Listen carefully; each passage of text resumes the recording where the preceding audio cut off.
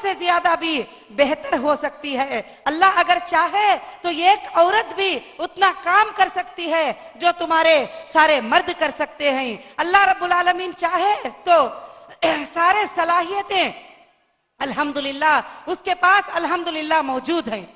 और हम जब लड़की पैदा होती है तो छोटे वक्त से उसे यही सिखाते हैं, बेटा ज्यादा पढ़ के क्या करना है, तुझे तो बर्तन धोना है घर में और झाड़ू लगाना है और घर में खाना बनाना है, उसके अलावा क्या करना है, और पढ़ाई मत किया कर। तो आज हम अपने बच्चियों के ऊपर इन चीजों में जुल्म करते हैं। अगर कोई लड़की शरीयत के दायरे के अंदर रहती हुई, अगर इस्लाम की पाबंदी करती हुई, अगर वो डॉक्टर बने, अगर वो इंजीनियर बने, वो एमबीए करे, वो इस्लाम के साथ करे, तो जरूर वो दोनों दुनिया में भी और आखिरत में अल्हम्दुलिल्लाह मेरी बहनों कामयाब होने वाली बनेगी। और अल्लाह ताला ने कुरान मजीद में इस बात को क्लियर कर दिया। जबकि मरियम अलैहिस्सलाम की माँ ने अल्लाह से दुआ की, क्या दुआ की, अय अल्लाह, अय परवरदिगार, अगर तू मुझे एक बेटा देता तो मैं उसको दीन की खिदमत में छोड़ दूंगी, मस्जिद की इबादत के लिए छोड़ दूंगी। तो अल्लाह ताला ने उल्टा किया, उनके पास अल्लाह ने बेटी दे दी। मेरी बहनों, अल्लाह ताला ने मोहम्मद सल्लल्लाहु अलैहि वसल्लम के जमाने से पहले यह बात साबित कर चुका है कि बल्कि बेटे नहीं बेटियां भी सब कुछ कर सकती हैं। जब बेटी हुई तो अफसोस से कहती है, मरियम अलैहिस्सलाम की माँ अफसोस से कहती है कि अय अल्लाह, मैंने तो तुझे बेटा मांगा था, तूने तो मुझे बेटी दे दी। अगर तू बेटा देता तो मैं दीन की खिदमत में छोड़ती, खिदमत कराती थी, तूने तो मुझे बेटा दे दिया, बेटी दे दी। मेरी बहनों, अल्लाह ताला की तरफ से वही आई कि आए लोगों, ये जो बेटी तेरे गोद में पैदा हुई है, ये तेरे 1000 बेटों से बेहतर होने वाली है। सुभान अल्लाह।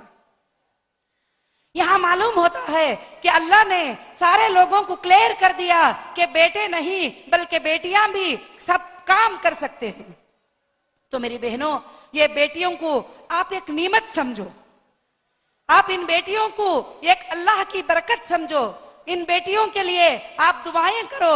मैंने देखा है कि कितनी औरतें, कितने खवातीन मेरे पास आते हैं और कहते हैं, आपा मेरे 6 बेटे हैं मगर कोई मुझे घर में खाना नहीं देता और मुझे कोई भी जो है अपने दवाई का खर्च नहीं देता और वो मुझे मनहूस समझते हैं, मुझे बुरा समझते हैं। मगर मेरी बहनों, आज तक मैंने कहीं भी ये नहीं सुना कि मेरी बेटी मुझे बहुत ज्यादा तकलीफ दे रही है, परेशान कर रही है। क्योंकि बेटी तकलीफ होती है उस वक्त में भी आकर माँ की खिदमत करती है।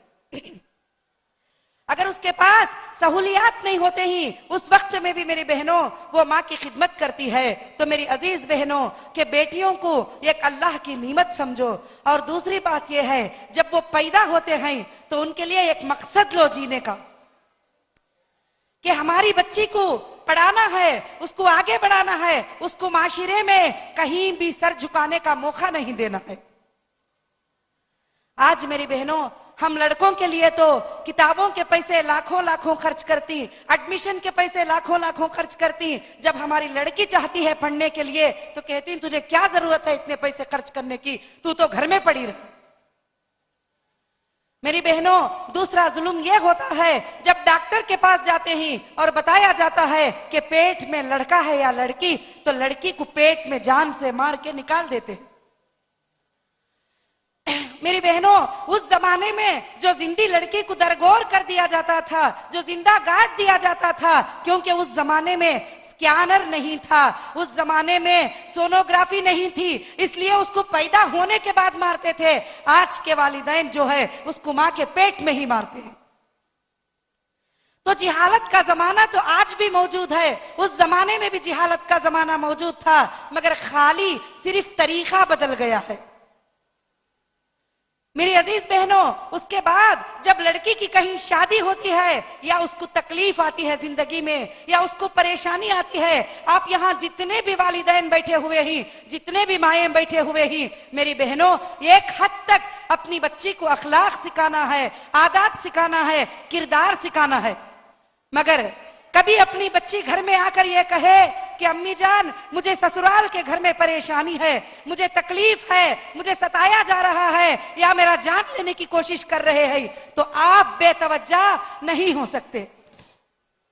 आज के माहौल में कहीं पर ऐसी जिहालत है, जब बच्ची आके अपने घर में तकलीफ सुनाती है, अगर वो माँ बाप को नहीं सुनाएगी तो किसको सुना सकती है? वो सुनाती है तो कहते हैं नहीं, जहां से डोली उठी है वहां से डोला भी जाना है, मर जा और जिंदी रह जा या कुछ भी हो जा, तू वैसा ही रहना है। ये कौन सी हदीस है? ये कौन सा कुरान की आयत है? ये कौन से नबी का फरमान है जो हम इस तरह से अपनी बच्चियों को बताते हैं? मेरी बहनों, तहकीक करो। अगर बच्ची की गलती नहीं है, अगर बच्ची सही पर है, उसको सही में जुल्म किया जाता है, तो जरूर तहकीक करके तुम इंसाफ करो, नहीं तो अल्लाह के पास तुम पकड़े जाओगे। अगर तुम इंसाफ नहीं करोगे, तुम अल्लाह के पास जरूर पकड़े जाओगे। उस बच्ची के दिल के दर्द की हालत को पूछो, उसको क्या तकलीफ पहुंच रही है पूछो। अगर उसको हद से ज्यादा तकलीफ पहुंच रही है तो अल्लाह का कानून है कि उस शादी से अलग भी करा दे तो तुम पर कोई गुनाह नहीं है, अल्लाह ताला कोई गुनाह नहीं लिखेगा। इस तरह से आज कितने मासूम लड़कियां अपने आप को फांसी पे डाल के लटका देते हैं, जहर पी लेते हैं, क्योंकि माँ बाप भी सपोर्ट नहीं करते और किसी को भी कहते हैं तो उनकी बात नहीं मानते। अब वो कहां जाएंगे? उनके लिए कोई सोर्स भी नहीं होता है, तो एक मौत नजर आती है। अल्लाह की नजर में एक इंसान का मर जाना, एक इंसान का मर जाना, अल्लाह ताला कहते हैं कि तुमने सारी इंसानियत को मार दिया। अगर एक लड़की इस तरह से मर जाती है तो समझ जाओ वो एक लड़की नहीं बड़ी, बल्कि सारे दुनिया के लड़कियों की मौत हो गई। तो मेरी अजीज बहनों, हाँ, ये हक नाहक सोच के चाहिए कि वालिदैन को फैसला करे, उसके लिए ऐसा जीवन साथी चुने जिसके अंदर इस्लाम हो, जिसके अंदर दीन हो, जिसके दीन की मालूमात हो। तो इंशाअल्लाह हमारी जितनी कोशिश है वो हमको अच्छी करना चाहिए, उसके बाद रब की मर्जी है। इसीलिए हमारे प्यारे नबी मोहम्मद सल्लल्लाहु अलैहि वसल्लम ने हम सबको यही हुक्म दिया। आखिरी वक्त में आप सल्लल्लाहु अलैहि वसल्लम की आखिरी सांसें निकलने का वक्त था, उस वक्त भी कहते थे औरतों के ऊपर जो है जुल्म ना करो, उनके हुकूक अदा करो, गुलामों का ख्याल रखो। औरतों के बारे में मैं तुम्हें वसीयत करता हूं, तुम जो खाते हो उनको खिलाओ, तुम जो पहनते हो उनको पिलाओ, उनको मत रुलाया करो। सुभान अल्लाह। और ये भी मेरी बहनों, अल्लाह के रसूल सल्लल्लाहु अलैहि वसल्लम ने कहा कि वो कौम, कोई भी कौम जब तक कामयाब नहीं हो सकती जो किसी खातून पर जुल्म करे और जो है किसी खातून के ऊपर जो है जुल्म करे और उसको जो है कि रोती छोड़ दे। अल्लाह का एहसान है, रब्बुल आलमीन का, उसने हमें हुक्म दिया कि चाहे मर्द हो चाहे वो औरत, और नेकी का काम करने का अजर दोनों को भी बराबर मिलता है। अल्लाह ने कहीं भी यह नहीं बताया कि मर्द अगर फर्ज नमाज पढ़े तो 4 रकात पढ़े, औरत को 2 रकात पढ़ना है, ऐसा नहीं है। दोनों की भी फर्ज नमाज उतनी ही है। अगर दोनों भी छोड़ेंगे तो उतना ही गुनाह है। अगर मर्द रोजा छोड़े तो मर्द को भी उतना गुनाह, अगर औरत रोजा छोड़े तो औरत को भी उतना गुनाह। अगर मर्द अल्लाह के अहकाम को तोड़े तो उसको भी उतना गुनाह, अगर औरत अल्लाह के अहकाम को तोड़े उसको भी उतना गुनाह। किसास के बारे में भी अल्लाह ताला कहते हैं, ये नहीं कहा कि अगर कोई मर्द औरत को मार दे तो उसके बदल में उसका आधा जान ले लो। अल्लाह ने ये कहा अगर कोई मर्द औरत को मार दे तो जान के बदले जान कहा। जान की कीमत कदर अल्लाह की नजर में चाहे मर्द की हो चाहे औरत की एक ही है। अल्लाह ने सलाहियतें पैदा करना, समझना, सूझना, दोनों को भी अल्लाह ने एक ही तरह दिया है। मेरी बहनों, ये हमारी सोचों को बदलने की बात है कि हमने ऐसी सूझ बना लिया है कि हम औरतें हैं, अब हम कुछ नहीं कर सकते और हमसे कुछ नहीं हो सकता। ये ख्यालात को जो है, ये जहनी ख्यालात को मेरी बहनों हमारे जहन से निकालना होगा और हमारे बच्चियों को हम आगे बढ़ाना होगा। उनको इल्म सिखाने के बाद एक अच्छे दाइया बनाना होगा। उनको इल्म सिखाने के बाद उनको दीन का काम करने की जो है हमको जो है तरगीब देना होगा। दीन का काम भी करना है, मुसलमान की मदद भी करना है, हर काम भी करना है। मेरी बहनों, ये बातें मैं नहीं कहती हूं, हमारी कुरान और हदीस में यही बात लिखी गई है। अल्लाह के प्यारे नबी मोहम्मद रसूलुल्लाह सल्लल्लाहु अलैहि वसल्लम एक मर्तबा घर में बैठे हुए थे। जिब्राइल अलैहिस्सलातुस्सलाम आकर कहते हैं, क्या कहते हैं? ऐ अल्लाह के रसूल, अभी एक खातून आपके सामने पानी का प्याला लेकर आएगी, उसको अल्लाह की तरफ से सलाम कह देना और ये कह देना कि अल्लाह ने एक कवेलदार का घर उसके लिए तैयार करके रख दिया। सुभान अल्लाह। कौन थी ये खातून जिसने 30 पारे कुरान को मुकम्मिल नहीं किया था, जिसने कोई इदारे में जाके आलिमा की सर्टिफिकेट नहीं ली थी, अल्लाह के कलाम की वो आयतें सुनकर उसी वक्त अमल करने वाली हजरत खदीजतुल कुबरा रजी अल्लाह तआला अन्हा, जिनके बारे में अल्लाह की तरफ से सलाम आ जाए, अर्श वाले की तरफ से सलाम आ जाए। अगर तुमको किसी ने कहा कि सीएम ने तुमको सलाम कहा है तो तुम कितना खुश हो जाओगे। अगर तुमको किसी ने कहा फला मिनिस्टर ने तुम्हें सलाम कहा है, तुम कितना खुश हो जाओगे। अगर किसी ने तुमको कहा कि आपा ने तुमको सलाम कहा है तो तुम कितना खुश हो जाओगे। यहाँ पर ये जिब्राईल अलैहिस्सलाम कहते हैं कि अर्श वाले ने जो है उन्हें सलाम कहा है और जन्नत की खुशखबरी भी दी है। सुभान अल्लाह। ये कौन थी? ये खातून थी जो अल्लाह की राह में अपना माल, अपना जान, अपना वक्त पूरे के पूरा दे दिया। जब अल्लाह के प्यारे नबी मोहम्मद सल्लल्लाहु अलैहि वसल्लम को दीन के फैलाने की जरूरत हुई तो उन्होंने कहा कि अल्लाह के रसूल, ये मेरे पास माल पड़ा है, ये माल, ये दौलत, ये सारी तिजारत, ये सब मैं अल्लाह की राह में वक्फ करने के लिए तैयार हूं। मेरी अजीज बहनों, गौर करने की बात है, फिक्र करने की बात है कि आज हम इस्लाम के बड़े नारे लगाते रहते हैं, मगर इस्लाम मेरी बहनों ये है, ईमान जो ये है कि हम अल्लाह की जात पर पूरा तवक्कल करें, भरोसा करें। हम कमजोर कहां पड़ते हैं? हमको दुनिया की फिक्र, माँ बाप इज्जत देते हैं क्या नहीं, पड़ोसी इज्जत देता है क्या नहीं, ये जो पब्लिक बैठी है क्या ये हमें इज्जत देती है क्या नहीं। अल्लाह ने कुरान में क्लियर कर दिया, वो तो इज्जु मन तशा व तो जिल्लु मन तशा। अल्लाह जिसको चाहता है इज्जत देता है और अल्लाह जिसको चाहता है जिल्लत देता है। ये आयत हमने सुन ली, हमने पढ़ भी लिया और जहन में महफूज भी कर लिया। जब कोई कहता है कि अरे तेरे बारे में वहां पर बुराई बोली जाती थी, हमको यहां पसीने निकलना शुरू हो जाते ही, हाय मेरी इज्जत का क्या होगा, मेरी इज्जत चली गई, अब मेरी इज्जत का क्या होगा। कौन है इज्जत देने वाला? अल्लाह ताला है। कौन है जिल्लत देने वाला? अल्लाह ताला है। जिस किसी को अल्लाह इज्जत देना चाहे, ये सारी जमीन भी मिलकर उसे जिल्लत नहीं दे सकती, उसे जलील नहीं कर सकती। जिस किसी को अल्लाह जलील करना चाहे, ये सारी जमीन भी मिलकर उसको इज्जत नहीं बख्श सकती।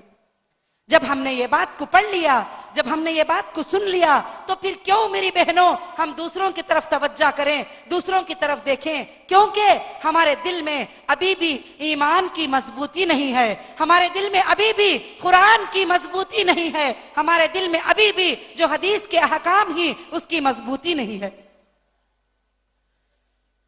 मेरी बहनों, अल्लाह वहदहू ला शरीक लहू ने कुरान मजीद में ये ऐलान कर दिया, अगर तुम्हारा रब चाहे, तुम्हारा अल्लाह चाहे किसी भी काम के लिए, वो सिर्फ क्या कहता है?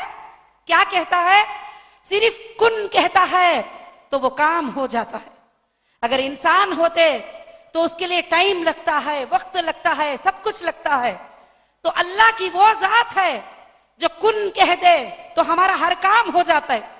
हम उसको छोड़कर अजमीर जाने की कोशिश, हम उसको छोड़कर दरगाहों पे जाने की कोशिश, हम उस अल्लाह को छोड़कर दूसरे माबूदों को मांगने की कोशिश, हम उसको छोड़कर दूसरे लोगों पे यकीन, हम उसको छोड़कर जब तक हम भटकते भटकते रहेंगे, सिवाय रोने के, सिवाय परेशानी के, सिवाय मुसीबतों के कुछ भी नहीं है।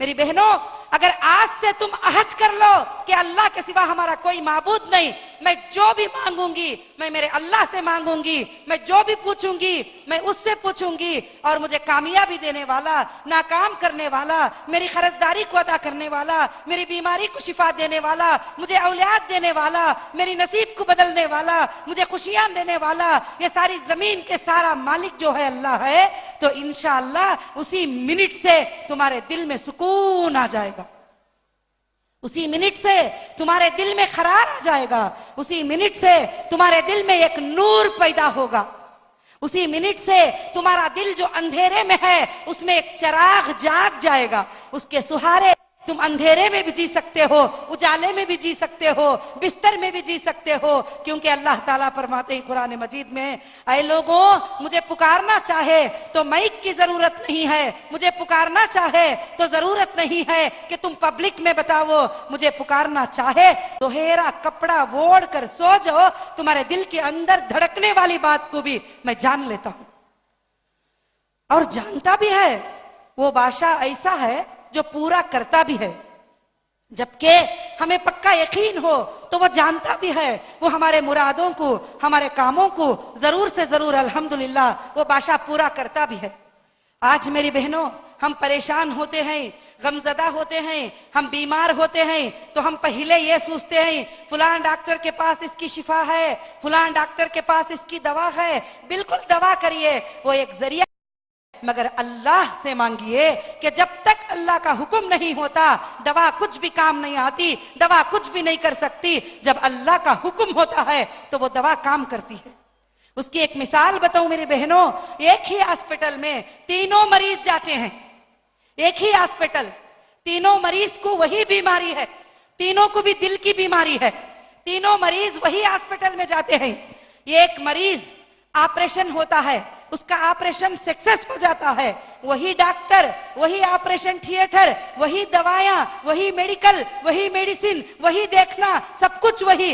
एक मरीज दिल बदल के आसान से जिंदा होके बाहर आ जाता है, दूसरा मरीज ना अच्छा होता है ना मरता है, बेड पे हॉस्पिटल में पड़ा रहता है, तीसरा मरीज इंतकाल हो जाता है।